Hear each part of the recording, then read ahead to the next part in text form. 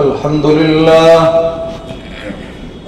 لله نحمده ونستعينه ونستغفره ونؤمن به ونتوكل عليه ونعوذ بالله من شرور أنفسنا ومن سيئات أعمالنا من يهده الله فلا مضل له ومن يضلله فلا هادي له ونشهد أن لا إله إلا الله ونشهد أن محمدا عبده ورسوله أما بعد فأعوذ بالله من الشيطان الرجيم بسم الله الرحمن الرحيم يا أيها الذين آمنوا إذا نودي للصلاة من يوم الجمعة فاسعوا إلى ذكر الله وذروا البيع ذلكم خير لكم إن كنتم تعلمون وعن أبي هريرة رضي الله تعالى عنه أنه قال رسول الله صلى الله عليه وسلم إذا قلت لأخيك أنصت والإمام يخطب يوم الجمعة فقد لغوت أو كما قال النبي صلى الله عليه وسلم صدق الله العظيم وصدق رسوله النبي الكريم ونحن على ذلك لمن الشاهدين والشاكرين والحمد لله رب العالمين. بزرگوں بھائیوں، یہ جو جمعہ کا دن آتا ہے، اللہ تعالیٰ نے اس دن کو تمام دنوں کا سردار بنایا ہے اور یہ دن شروع سے ہی بڑی عظمت اور بڑی فضیلت والا ہے. صحیح روایات صحیح حدیث میں آیا کہ اللہ تعالیٰ نے جو 6 دنوں میں ساری کائنات کو پیدا فرمایا تو سب سے آخری دن جمعہ کا دن تھا. اسی دن میں اللہ تعالیٰ نے حضرت آدم علیہ السلام کو پیدا فرمایا. اسی دن میں حضرت آدم علیہ السلام کو جنت میں اللہ تعالیٰ نے داخلہ نصیب فرمایا. اسی دن میں حضرت آدم علیہ السلام جنت سے باہر آئے اور دنیا میں تشریف لائے. صحیح روایت سے ثابت ہے کہ جمعہ کے دن ہی قیامت آئے گی اور جمعہ کا دن ہی حشر کا دن ہوگا.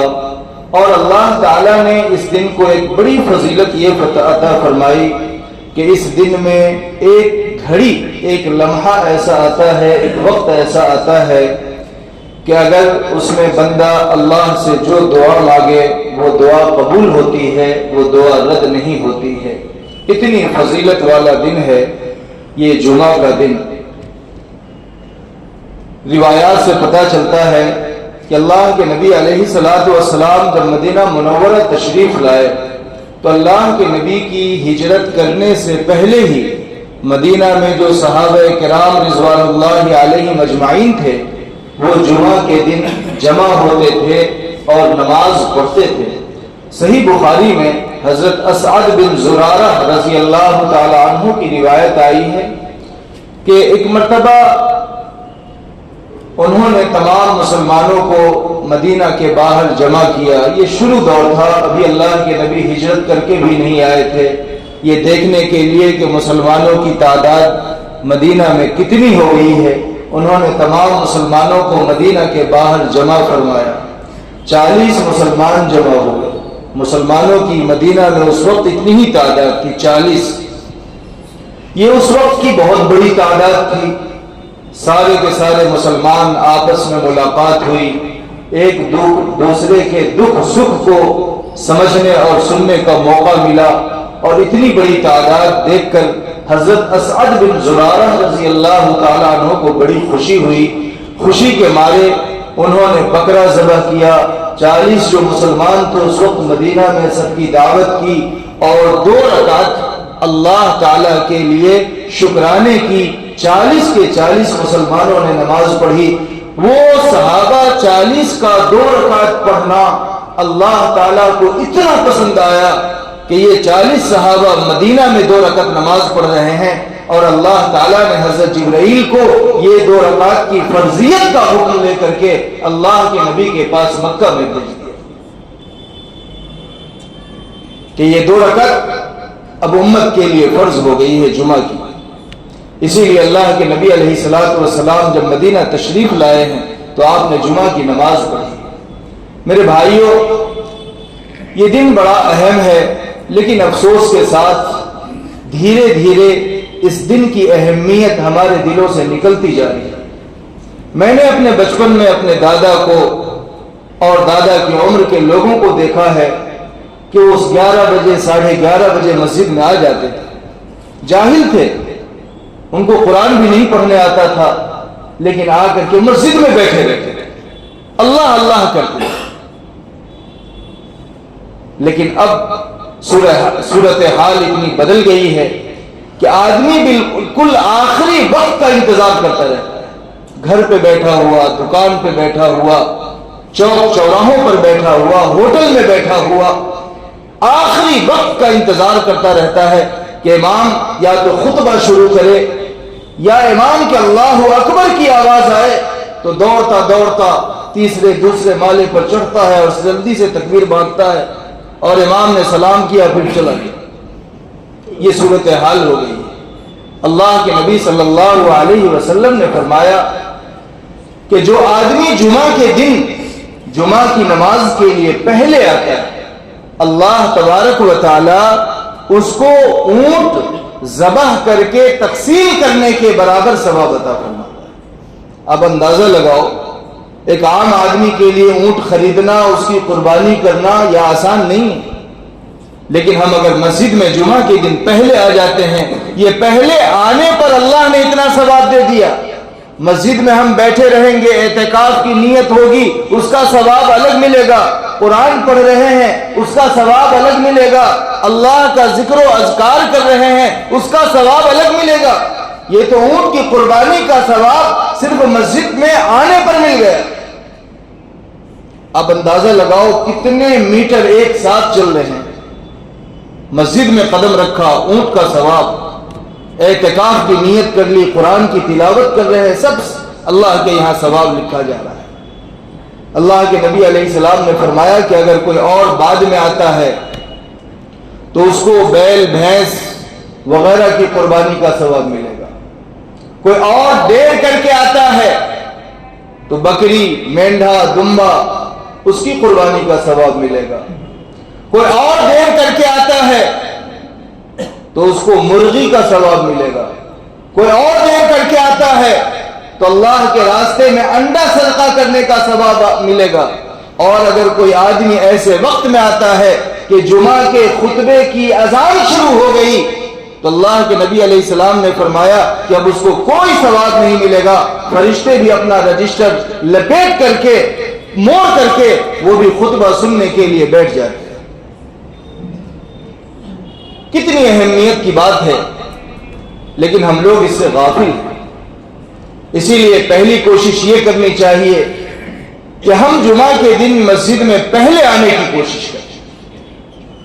اور یہ مسئلہ یاد رکھو کہ جو لوگ اپنی دکانوں میں بیٹھے رہتے ہیں، کارخانوں میں بیٹھے رہتے ہیں، گھر پہ بیٹھے رہتے ہیں اور جمعہ کی اذان ہو جاتی ہے، جمعہ کی اذان کے بعد کاروبار کرنا، کھیتی کرنا، دکان چلانا، کوئی بھی کام کرنا یہ حرام ہے. چاہے دکان چلاؤ یا گھر پہ بیٹھے رہو یا کارخانے میں بیٹھے رہو، کوئی کاشتکار ہے، کسان ہے، کھیتی کر رہا ہے، کوئی پھیری کر رہا ہے، کوئی لاٹھی پر بیچ رہا ہے، کوئی بھی کاروبار یہ حرام ہے.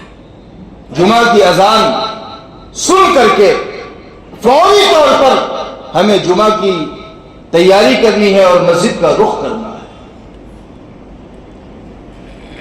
میں نے جو قرآن کریم کی آیت پڑھی، یا ایھا الذین آمنوا اذا نودی للصلاۃ، جب نماز کے لیے بلایا جائے، جمعہ کے دن فَاسْعَوْا إِلَىٰ ذِكْرِ اللَّهِ، خطبے سے پہلے اللہ کی مسجد میں پہنچ جاؤ۔ اب اگر کوئی آدمی یہ سمجھے کہ نہیں خطبے میں مسجد میں بیٹھ کر کے کیا فائدہ، دکان سے 10 روپے آ جائیں گے، مسجد میں اتنی جلدی جانے سے کیا فائدہ، پھیری کر لوں گا، لاڑھی گھما لوں گا تو 100 روپے کما لوں گا، نماز تو بعد میں بھی جانے سے ہو جائے گی۔ کوئی آدمی یہ کہتا ہے، کوئی کسان یہ سمجھتا ہے کہ جتنی دیر مسجد میں جا کر بیٹھوں گا، امام کا خطبہ سنوں گا، اتنی دیر میں تو میرا اتنا کام ہو جائے گا۔ اللہ نے فرمایا کہ نہیں، ان تمام کاموں سے بہتر تمہارا مسجد میں جا کر پہنچ جانا ہے۔ ذالکم خیر لکم ان کنتم تعلمون، اگر تم اللہ کی بات، اللہ کے نبی کی بات مانتے اور جانتے ہو تو یہ تمہارا مسجد میں جا کر کے بیٹھنا یہ دکان میں بیٹھنے سے اچھا ہے، تمہارا مسجد میں جا کر کے بیٹھنا گھر میں بیٹھنے سے اچھا ہے، تمہارا مسجد میں بیٹھنا 10 روپے 100 روپے کی امید پر کوئی کاروبار اور پھیری کرنے سے اچھا ہے۔ ذالکم خیر لکم ان کنتم تعلمون۔ آج بہت بڑی تعداد ہے کہ امام صاحب کا خطبہ چل رہا ہوتا ہے، اور ہمارے مسجدوں میں تو یہ صورتحال ہے کہ عام طور پر دوسرا تیسرا مالا خطبے کے دوران ہی فل ہوتا ہے۔ اللہ کا شکر ہے آپ کے یہاں کی مسجد کی صورتحال کچھ الگ ہے، نیچے کا مالا تو بہت پہلے فل ہو جاتا ہے، لیکن عام طور پر نوجوان اور کارخانوں میں کام کرنے والے کی صورتحال یہ کہ بالکل عین ٹائم پر آتے ہیں۔ یہ اسی سورہ جمعہ میں اللہ تبارک و تعالی نے آگے فرمایا وَإِذَا رَأَوْا تِجَارَةً أَوْ لَهْوًا انفَضُّوا إِلَيْهَا وَتَرَكُوكَ قَائِمًا قُلْ مَا عِندَ اللَّهِ خَيْرٌ مِّنَ اللَّهْوِ وَمِنَ التِّجَارَةِ۔ ایک مرتبہ مدینہ میں کھانے پینے کی چیزیں نہیں تھیں، وہاں ملک شام سے بیچنے والے آتے تھے، جیسے ہمارے یہاں ٹیمپا آتا ہے یا کوئی باہر سے کوئی بیچنے والا آتا ہے، اسی طرح ملک شام سے ٹیمپا آیا، تجارت سامان بیچنے والے۔ اللہ کے نبی علیہ الصلوۃ والسلام نماز پڑھا چکے تھے، خطبہ دے رہے تھے۔ اس زمانے میں جمعہ کا خطبہ بھی جمعہ کے بعد ہوتا تھا، جیسے عیدین میں ہوتا ہے، عید بقرعید میں ہمارے یہاں نماز پہلے ہو جاتی ہے، خطبہ بعد میں ہوتا ہے، تو اس وقت جمعہ کا خطبہ بھی نماز پہلے ہو جاتی تھی اور خطبہ بعد میں دیا جاتا تھا۔ جس خطبہ کو آج ہم لوگ معمولی سمجھتے ہیں اور جان بوجھ کر کے چھوڑ دیتے ہیں، کہتے ہیں کہ کیا فائدہ سننے کا۔ مسلمانوں یاد رکھو، اللہ کے نبی علیہ الصلوۃ والسلام مسجد نبوی میں خطبہ دے رہے ہیں، باہر ٹیمپا آیا، تجارت سامان آیا، انہوں نے آواز لگائی، صحابہ کرام جو مسجد میں بیٹھے ہوئے تھے وہ سامان لینے کے لیے چلے گئے کہ نماز تو ہو گئی ہے، سامان والا چلا جائے گا تو ہم کیا کھائیں گے، ہمارا گھر کیسے چلے گا۔ وہ ٹیمپا پر جو تجارت کرنے والے لوگ آئے تھے ملک شام سے، وہاں سامان لینے کے لیے چلے گئے۔ اللہ تبارک و تعالیٰ کو یہ بات اتنی ناگوار گزری، صحابہ گئے ہیں، ابھی اللہ کے نبی خطبہ دے رہے ہیں، حضرت جبرائیل آیت لے کر کے نازل ہو گئے۔ روایت میں آتا ہے کہ صرف 12 صحابی مسجد میں بیٹھے رہ گئے تھے۔ اللہ کے نبی علیہ السلام نے فرمایا کہ اگر یہ 12 بھی چلے جاتے تو اسی وقت پورے مدینہ پر اللہ آگ کی بارش برسا دیتا۔ ان 12 کی وجہ سے اللہ کا عذاب رک گیا، لیکن اللہ نے قرآن میں آیت نازل فرما دی وَإِذَا رَأَوْا تِجَارَةً أَوْ لَهْوًا انفَضُّوا إِلَيْهَا، کہ جب تجارت سامان دیکھا، بیچنے والے آئے تھے، اللہ کے نبی آپ کو چھوڑ کر کے چلے گئے۔ وَتَرَكُوكَ قَائِمًا، آپ کھڑے ہو کر خطبہ دے رہے ہیں اور آپ کو چھوڑ کر کے چلے گئے۔ قُلْ مَا عِندَ اللَّهِ خَيْرٌ، نبی آپ ان کو کہہ دیجئے جو ہو گیا، لیکن آئندہ ایسا نہ کرنا، اللہ کے پاس روزی کی کنجی اللہ کے پاس ہے، اللہ کے پاس تمہیں مسجد میں پہلے آنے پر جو چیز ملنے والی ہے وہ تمہارے دکان سے بہتر ہے۔ قُلْ مَا عِندَ اللَّهِ خَيْرٌ مِّنَ التِّجَارَةِ، اللہ تعالیٰ مسجد میں پہلے آنے پر جو دینے والا ہے وہ تمہارے کھیت سے بہتر ہے، وہ تمہارے 1000 روپے سے بہتر ہے، تو وہ تمہارے 1 لاکھ سے بہتر ہے۔ کوئی آدمی خطبے میں نہیں آتا، دیر سے آتا ہے، اور اس دوران اس 5 10 15 منٹ میں اس نے 1 لاکھ روپیہ کما لیا، رب کعبہ کی قسم قرآن کہتا ہے کہ تمہارے 1 لاکھ روپے سے بہتر ہے اس کا 10 منٹ آ کر کے مسجد میں بیٹھ جائیں۔ لیکن ہم لوگوں کا رویہ گھڑی دیکھتے رہتے ہیں، کب خطبے کا ٹائم ہو، کب خطبے کا ٹائم ہو۔ اس لیے میرے بھائیوں، یہ جو ہمارے یہاں معاشرے میں عام رویہ پیدا ہو گیا کہ بہت سارے لوگ تو جمعہ پڑھتے بھی نہیں، بہت سارے لوگ، اللہ معاف فرمائے، اللہ ان کو توفیق عطا فرمائے۔ آپ جا کر کے کارخانے کا سروے کر لیجئے، بہت سارے لوگ جمعہ پڑھتے ہی نہیں، اور جو لوگ پڑھتے ہیں وہ عین خطبہ کے وقت آتے ہیں یا خطبہ کے بعد آتے ہیں۔ پھر ہمارے کاروبار میں کہاں سے برکت آئے گی، دکان میں کہاں سے برکت آئے گی؟ پھر ہم روتے ہیں کہ کاروبار نہیں چلتا، دکان نہیں چلتی۔ اللہ نے کہا کہ تمہاری دکان سے بہتر یہ 10 منٹ مسجد میں پہلے آ کر کے بیٹھنا ہے۔ اسی لیے اپنے مزاج کو بدلیں، اپنے بچوں کا مزاج بنائیں کہ جمعہ کے دن نماز کے لیے جب آئیں تو ہم پہلے آنے کی کوشش کریں، جمعہ کے دن کا اہتمام ہو، اس کی عظمت ہو۔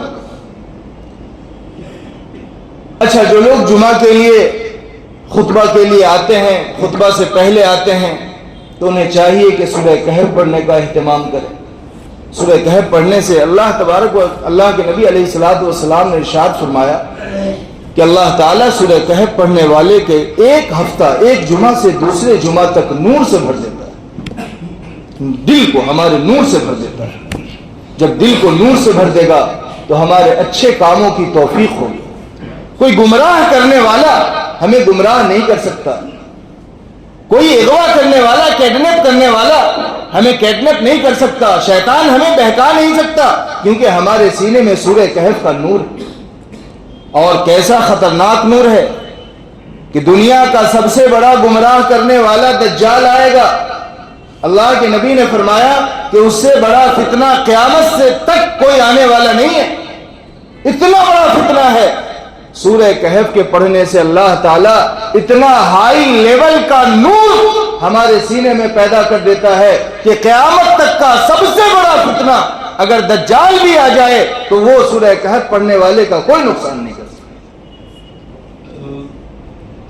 ہم چاہتے ہیں نا کہ ہماری دکان نقصان سے بچ جائے، ہمارا کاروبار میں لاس نہ ہو۔ اللہ کے نبی نے فرمایا کہ سورہ کہف پڑھ لو، تمہارے ایمان کا لاس نہیں ہوگا، کوئی تمہارے لٹیرا ایمان کو نہیں لوٹ سکتا۔ اللہ تعالیٰ ایسا تمہارے دل میں نور پیدا کر دے گا کہ تم بچ جاؤ گے۔ دنیا کا سب سے بڑا فتین دجال اکبر، وہ بھی تمہارے ایمان کو ختم نہیں کر سکتا، تمہارے ایمان پر ڈاکہ زنی نہیں کر سکتا۔ سورہ کہف پڑھنا چاہیے۔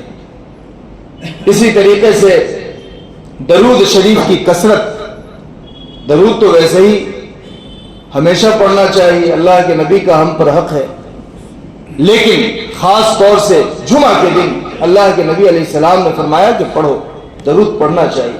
درود ایک ایسی عبادت ہے کہ کتنا گنہگار سے گنہگار بھی پڑھ لے گا، لیکن درود رد نہیں ہوتا ہے۔ جب بھی بندہ درود پڑھے گا وہ درود اللہ کے ہاں قبول ہو جائے گا۔ نماز تو پتہ نہیں قبول ہوتی ہے کہ نہیں ہوتی ہے، روزہ قبول ہوتا ہے کہ نہیں، کوئی گارنٹی نہیں ہے، لیکن درود ایک ایسی عبادت ہے کہ جو پڑھے گا، جب بھی پڑھے گا، وہ انشاءاللہ ضرور قبول ہو جائے گا۔ اس لیے درود کا اہتمام کرنا چاہیے۔ اچھا دیکھو، ہم لوگ خطبہ مسجد میں آتے ہیں، خطبہ سنتے ہیں، لیکن بہت سارے مسائل سے ہم ناواقف ہوتے ہیں، ہمیں پتہ نہیں چلتا۔ سوال یہ ہے کہ خطبہ جب چل رہا ہو تو ہمیں کس طرح بیٹھنا چاہیے۔ بعض لوگ کہتے ہیں کہ نماز کی طرح بیٹھنا چاہیے، تشہد میں جیسے ہم بیٹھتے ہیں۔ دیکھو، بیٹھنے کی کوئی قید نہیں ہے، آپ کو جس طرح سہولت ہو خطبے میں بیٹھ سکتے ہیں، جس طرح سہولت ہو۔ اللہ کے نبی علیہ السلام سے اور صحابہ سے جس طرح ہم چار زانو بیٹھتے ہیں ویسے بھی بیٹھنا ثابت ہے، اور بعض صحابہ سے خود اللہ کے نبی علیہ السلام سے اس طرح بیٹھنا بھی ثابت ہے۔ یہ دیکھو اس طرح میں بیٹھتا ہوں، یہ اس طرح بیٹھنا ہے، اس کو گوٹ مار کر کے بیٹھنا کہتے ہیں، اور عربی میں اس کو حبوہ کہتے ہیں، احتباؤن۔ اللہ کے نبی علیہ السلام سے اس طرح بیٹھنا بھی ثابت ہے۔ اور بہتر یہ ہے کہ جس طرح ہم تشہد میں بیٹھتے ہیں وہ بیٹھنا سب سے اچھا ہے، ویسے بیٹھے تو بہتر اور افضل ہے۔ باقی بیٹھنے کی کوئی قید نہیں ہے، جو آدمی جیسے اس سکون ملے اطمینان سے وہ بیٹھ سکتا ہے۔ کوئی آدمی سنت پڑھ رہا ہے اور خطبہ شروع ہو گیا تو کیا کرنا چاہیے؟ دیکھو، اگر سنت پڑھنا شروع کیا ہے، ابھی ایک رکعت ہوئی ہے، دوسری رکعت پڑھ رہا ہے، خطبہ شروع ہو گیا تو 2 رکعت پڑھ کے نماز پوری کر دے، اور بعد میں نماز کے بعد جمعہ کے بعد 4 رکعت سنت پڑھے، یہ 2 رکعت اس کی نفل ہو جائے گی۔ لیکن اگر تیسری رکعت شروع کر چکا ہے اور امام صاحب نے خطبہ شروع کر دیا تو اب تیسری رکعت چوتھی رکعت جلدی جلدی کوئی چھوٹی سی صورت ملا کر کے 4 رکعت پوری کر لے، یہ جمعہ سے پہلے کی سنت ہو جائے گی۔ اور اگر کوئی آدمی ایسے وقت میں آیا کہ خطبہ شروع ہو چکا ہے تو اب اس کو سنت پڑھنے کی اجازت نہیں ہے۔ حدیث میں آیا اذا خرج الامام فلا صلاۃ ولا کلام، کوئی نماز پڑھنے کی اجازت نہیں۔ خطبہ کے دوران اگر آیا ہے تو سنت نہیں پڑھے گا، سنت بعد میں پڑھے گا نماز کے بعد۔ اور اگر سنت پڑھ رہا تھا اور خطبہ شروع ہو گیا تو یہ مسئلہ ہے کہ اگر پہلی اور دوسری رکعت ہوئی تو 2 رکعت پوری کر کے سلام پھیر دے، اور تیسری رکعت میں ہے اور خطبہ شروع ہو گیا تو چوتھی رکعت جلدی جلدی پڑھ لے اور سلام پھیر دے۔ خطبہ میں امام صاحب درود بھی پڑھتے ہیں، تو سوال یہ ہے کہ کیا جو لوگ سامنے ہیں وہ درود کا جواب دیں گے؟ درود کا جواب زبان سے نہیں دیا جائے گا بلکہ دل ہی دل میں جواب دیا جائے گا۔ زبان سے ہم درود نہیں پڑھیں گے بلکہ دل ہی دل میں، جب خطبہ میں امام صاحب درود شریف پڑھ رہے ہوں، ہمیں سمجھ میں آیا کہ درود شریف پڑھ رہے ہیں تو ہمیں دل ہی دل میں پڑھنا چاہیے، زبان سے نہیں پڑھنا چاہیے۔ اسی طرح ایک مسئلہ یہ ہے کہ خطبہ کی جو اذان ہوتی ہے اس کا جواب دینا چاہیے کہ نہیں دینا چاہیے؟ پہلی والی اذان کا تو 2 اذان ہوتی ہے نا، ایک تو پہلی والی اذان اور ایک خطبہ کے وقت میں اذان۔ پہلی اذان کا تو جواب دیا جائے گا، مستحب ہے، افضل ہے۔ دوسری اذان کا جواب دینا چاہیے کہ نہیں دینا چاہیے؟ نہیں ہے ضرورت اس کے دینے کی، دوسرے اذان کے جواب دینے کی ضرورت نہیں ہے۔ ہاں اگر کسی آدمی نے پہلے اذان کا جواب نہیں دیا ہے اور وہ دینا چاہتا ہے تو دل ہی دل میں دے سکتا ہے، زبان سے نہیں دے سکتا ہے۔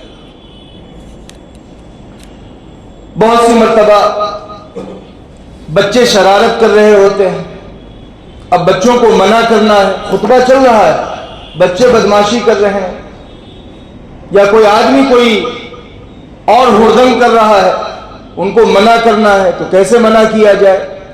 زبان سے بول کر کے نہیں منع کر سکتے ہیں، ہاتھ کے یا سر کے اشارے سے منع کر سکتے ہیں۔ بخاری شریف کی روایت ہے، کتاب الجمعہ میں وہ روایت آئی ہے جو میں نے ابھی پڑھی۔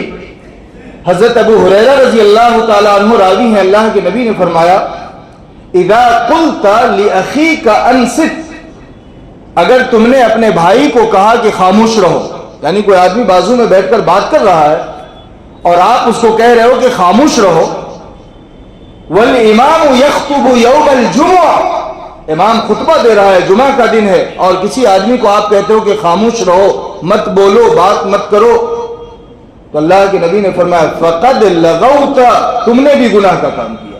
اب تک تو وہ ایک بولنے والا تھا، تو نے اس کو منع کیا تو 2 بولنے والے ہو گئے، تم دونوں کو کوئی اور منع کرے گا تو 3 ہو جائیں گے، تینوں کو کوئی اور منع کرے گا تو 4 ہو جائیں گے، معلوم ہوا کہ پوری مسجد بات کر رہی ہے۔ اسی لیے زبان سے بچوں کو منع نہیں کر سکتے، یا کوئی اور آدمی بات کر رہا ہو یا کچھ کر رہا ہو تو زبان سے نہیں بول سکتے، ہاں ہاتھ کے اشارے سے، سر کے اشارے سے منع کیا جا سکتا ہے۔ اسی طریقے سے ایک مسئلہ ہے کہ 2 خطبے کے درمیان، میں نے جو ابھی آپ کو بتایا کہ جمعہ کے دن ایک وقت آتا ہے کہ اللہ تعالیٰ اس میں دعا ضرور قبول کرتا ہے۔ یہ وقت کب آتا ہے؟ اس سلسلے میں 2 بات ملتی ہے۔ ایک بات تو یہ ملتی ہے کہ جب امام صاحب خطبہ کے لیے منبر پر آتے ہیں اس وقت سے لے کر کے جمعہ کا سلام پھیرنے تک یہ وقت رہتا ہے. اور دوسرا قول یہ ہے، دوسری رائے علماء کی یہ ہے کہ عصر کے بعد سے لے کر کے سورج ڈوبنے تک، جمعہ کے دن عصر کے بعد سے لے کر کے سورج ڈوبنے تک وہ وقت رہتا ہے. اور یہ بہت مختصر وقت ہے. کتنا مختصر وقت ہے. ہمارے استاذ محترم حضرت مفتی سعید صاحب پالن پوری نور اللہ مرقدہ نے فرمایا، ایک واقعہ بیان کیا انہوں نے کہ ایک آدمی نے سنا کہ جمعہ کے دن ایک قبولیت کا وقت ہوتا ہے، تو وہ باہر گیا، ڈھیلا لے کر کے آیا اور مسجد میں رکھ دیا اور اللہ سے دعا مانگنے لگا پورے دن. اللہ اس ڈھیلے کو سونے کا بنا دے، سونے کا بنا دے، سونے کا بنا دے، سونے کا بنا دے. پورا دن دعا کرتا رہا، وہ ڈھیلا سونے کا نہیں بنا. جب غروب ہونے میں 2-4 منٹ باقی تھا تو اس نے کہا کہ اللہ یہ ڈھیلا اگر سونے کا نہیں بنتا ہے تو اس کو لوہے کا ہی بنا دے. دیکھا تو وہ ڈھیلا لوہے کا بن گیا. یعنی وہ وقت کب آ جائے کوئی بھروسہ نہیں ہے. اسی لیے ان اوقات میں ہمیں دعاؤں کا اہتمام کرنا چاہیے. خاص طور سے جمعہ کے دن عصر کے بعد سے غروب تک کا جو وقت ہوتا ہے، عام طور پر علماء کی رائے ہے کہ اسی میں ایک گھڑی ایسی آتی ہے کہ بندے کی زبان سے جو نکل جائے اللہ تعالیٰ اس کو فوراً قبول کر لیتا ہے. البتہ ایک رائے یہ بھی ہے کہ جب امام صاحب خطبہ کے لیے کھڑے ہوتے ہیں تو سلام پھیرنے تک، اسی لیے 2 خطبوں کے درمیان دعا مانگی جاتی ہے. 2 خطبوں کے درمیان جب امام صاحب بیٹھتے ہیں ایک خطبہ پڑھنے کے بعد تو دعا مانگنی چاہیے. لیکن سوال یہ ہے کہ یہ دعا کیسے مانگیں؟ کچھ لوگوں کو میں نے دیکھا ہے کہ ایسے ہاتھ اٹھا لیتے ہیں. نہیں، 2 خطبوں کے درمیان دعا مانگی جائے گی دل ہی دل میں، زبان سے دعا نہیں مانگی جائے گی اور اس وقت ہاتھ اٹھا کر بھی دعا نہیں مانگی جائے گی. نہ ہاتھ اٹھایا جائے گا، نہ زبان سے کوئی الفاظ کہے جائیں گے. آپ کو جو بھی دعا مانگنی ہے وہ دل ہی دل میں دعا مانگیں. اسی طرح چھینکنے کے بعد الحمدللہ کہنا چاہیے، سنت ہے. اور کوئی آدمی سن رہا ہو تو اس کو یرحمک اللہ جواب دینا چاہیے. اگر کسی آدمی کو خطبے کے دوران چھینک آ جائے تو الحمدللہ نہیں کہے گا، منع ہے. دل ہی دل میں کہہ سکتا ہے، الفاظ زبان نہیں لائے گا. اور اگر کسی نے چھینکا، اس نے الحمدللہ کہہ بھی دیا، غلط کیا، تو اب سننے والا اس کو جواب نہیں دے گا. یہی حکم چھینک کا بھی ہے، یہی حکم سلام کا بھی ہے. کوئی آدمی آتا ہے، خطبہ چل رہا ہے، سلام کر رہا ہے، اولاً سلام نہیں کرنا چاہیے. اور اگر کر دیا تو اس نے تو غلط کیا ہی، پھر ہم جواب دے کر کیوں غلطی کریں؟ تو ایسے آدمی کو سلام بھی نہیں کرنا چاہیے اور اگر کوئی کر دے تو اس کو جواب بھی نہیں دینا چاہیے. عام طور پر ایک مسئلہ یہ آتا ہے کہ جمعہ اذان جب ہوتی ہے تو دکان بند کر دینی چاہیے. لیکن سوال یہ ہے کہ ہمارے یہاں تو بہت ساری مسجد ہیں اور سب کی اذان کا ٹائم الگ الگ ہے، تو ہم دکان کس مسجد کی اذان پر بند کریں؟ تو اس کا جواب یہ ہے کہ جس مسجد میں آپ کو نماز پڑھنی ہو اس مسجد کی اذان پر دکان بند کر دو، کاروبار بند کر دو، کارخانہ بند کر دو. مثال کے طور پر کوئی آدمی ہے جس کو مسجد قباء میں نماز پڑھنی ہے تو اس کی اذان کے بعد اس کے لیے کاروبار حرام. کسی کو مدینہ مسجد میں نماز پڑھنی ہے، اس کی نماز کا وقت بعد میں ہے، تو وہاں جس کو جس مسجد میں نماز پڑھنی ہے اس کی پہلی اذان کے بعد کاروبار کرنا حرام ہو جائے گا، دکان بند کرنا ضروری ہے. ہاں، ایک شکل ہے کہ آپ دکان کھلی رکھ سکتے ہو. وہ شکل کیا ہے کہ آپ کی دکان میں 2 آدمی، ایک آدمی مسجد قباء میں نماز پڑھ لے، یہ نماز پڑھ کے چلا جائے، پھر دوسرا آدمی مدینہ مسجد میں جا کر کے نماز پڑھ لے، تو آپ کی دکان بھی کھلی رہے گی اور کوئی گنہگار بھی نہیں ہوگا. لیکن ایک ہی آدمی ہے اور اذان کے بعد بھی کاروبار کر رہا ہے تو یہ جائز نہیں ہے. اسی لیے یہ بہت اچھی شکل ہے کہ ہمارے یہاں اور بھی بہت ساری مسجد میں جو پہلی اذان ہوتی ہے وہ اذان بعد میں ہوتی ہے تاکہ لوگ گنہگار نہ ہوں. اگر یہ اذان پہلے ہو جائے اور لوگ کاروبار میں مصروف رہیں گے تو وہ گنہگار حرام کا ارتکاب کریں گے۔ اور ایک بات اور یاد رکھو کہ دیکھتا ہوں کہ ماشاءاللہ مسجد کے باہر، مدینہ مسجد کے باہر بہت سارے لوگ لاڑھی پر جمعہ کے بعد بیچتے ہیں، یہ بہت اچھی بات ہے۔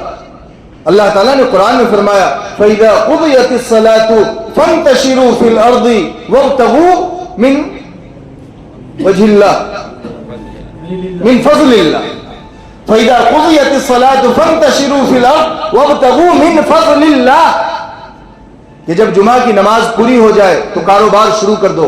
بعض علماء نے لکھا ہے، بعض روایات میں یہ بات آئی ہے کہ جمعہ کے بعد کاروبار کرنے والے پر اللہ تعالیٰ 700 خصوصی برکتیں نازل فرماتا ہے۔ اسی لیے جو بعد میں بیچنے والے ہیں، لیکن ایک شرط ہے کہ سنت نہ چھوڑیں، نا سنت سلام کے بعد فوراً چلے جاتے ہیں، تو سنت بعد میں پڑھ لیں، ہے نا، یہ کوئی سنت فوراً پڑھنا ضروری نہیں ہے، آپ سلام کے بعد چلے جاؤ، کاروبار کر لو، بعد میں آ کر کے جب گاہک ختم ہو جائے تو سنت پڑھ لو۔ سنت اگر چھوڑو گے تو پھر وہ 700 برکتیں نازل نہیں ہوں گی۔ تو یہ جو بعد میں لاڑھی پر بیچنے والے ہیں، یہ اچھی چیز ہے۔ اللہ کے نبی اللہ تبارک و تعالیٰ نے قرآن میں فرمایا کہ جب نماز پوری ہو جائے فَانْتَشِرُوا فِي الْأَرْضِ، اب اپنے اپنے کاروبار میں لگ جاؤ۔ ہمارے یہاں معمول عام طور پر یہ ہوتا ہے کہ جمعہ کے بعد سے عصر تک ہماری دکانیں بہت سی مرتبہ بند رہتی ہیں، اب عصر کے بعد کھلے گی 4 بجے، نہیں، تو ایسا سسٹم بنانا چاہیے، نظام بنانا چاہیے کہ جمعہ کے بعد بھی ہماری دکان کھلی رہے۔ 2 وقت کاروبار میں اللہ تعالیٰ نے اور اللہ کے نبی علیہ السلام نے برکت کی دعا دی ہے، ایک تو فجر کے بعد اور ایک جمعہ کے بعد۔ وَابْتَغُوا مِنْ فَضْلِ اللَّهِ، بعض بزرگوں کے بارے میں آیا کہ جب وہ جمعہ پڑھ کے نکلتے تھے تو گیٹ پر اللہ سے دعا مانگتے تھے، اللہ تو نے مجھ پر جو ذمہ داری دی تھی میں نے وہ ادا کر لی، اب میری روزی کی ذمہ داری آپ پر ہے، آپ وہ وعدہ بھی پورا کر دیجیے۔ تو اس لیے میرے بھائیوں، یہ جمعہ کے کچھ احکام تھے، مسائل تھے، میں نے بتا دیے۔ عام طور پر جو دوسرے تیسرے چوتھے والے پر لوگ ہوتے ہیں، امام صاحب کا خطبہ چل رہا ہے، ان کی باتیں بھی چل رہی ہوتی ہیں، یہ جائز نہیں ہے۔ اللہ کے نبی علیہ السلام نے منع فرمایا، یہاں تک کہ اگر مائک خراب ہو جائے اور خطبے کی آواز دور تک نہ پہنچ رہی ہو، دوسرے تیسرے چوتھے مالے پر نہ پہنچ رہی ہو، پھر بھی ان کے لیے بات کرنا جائز نہیں ہوگا، خاموش بیٹھنا ضروری ہوگا۔ یہ کوئی ضروری نہیں کہ امام صاحب کی آواز جہاں تک جا رہی ہے، جہاں تک لوگ سن رہے ہیں وہیں تک خاموش رہے، نہیں۔ امام، اسی لیے فقہ کی کتاب ہے کنز الدقائق، اس میں لکھا ہوا النائی کالقریب، کہ دور بیٹھا ہوا آدمی بھی قریب بیٹھنے والے کے حکم میں ہے، اور اس کے لیے بھی خاموش رہنا اتنا ہی ضروری ہے جتنا کہ قریب بیٹھ کر کے امام کا خطبہ سننے والے کے لیے خاموش رہنا ضروری ہے۔ اللہ تبارک و تعالی ہم سبوں کو عمل کی توفیق نصیب فرمائے۔ وآخر دعوانا الحمدللہ رب العالمین۔